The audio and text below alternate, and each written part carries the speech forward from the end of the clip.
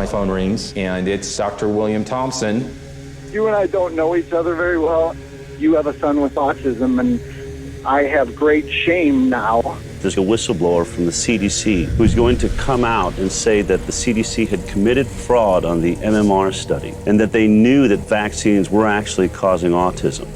My oldest son, Ian, was walking and running. After the vaccine, he was no longer able to do that. So I called the clinic and I said, I think my child's had adverse reaction to those shots. And then came the head bang, the constant banging against anything that he could find. Right now, I'm sitting in a very pretty position in terms of providing you a lot of information. The first thing that Thompson did was to plot a graph. Now, if there's no link between early MMR and autism, those two lines should track together. Now, they do track together until they get to 15 months. Then they separate, and they continue to separate thereafter. And they sliced and diced the data in an effort to get rid of that effect. The relative risk of receiving an autism diagnosis was astronomical. Wow.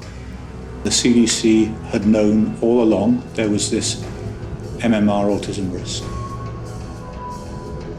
In CDC's judgment, the best public policy is to continue vaccination unchanged. You who run our health agencies in this country, you have an obligation to make sure that these studies are complete, thorough, so that we have all the facts. Oh my God, I cannot believe we did what we did, but we did. Omission of crucial data, destruction of documents, misleading the Congress, grievous harm to innocent children. Everything I've been telling my patients for the last 10 years has been based on a lie and a cover-up. Parents should be able to count on federal agencies to tell them the truth.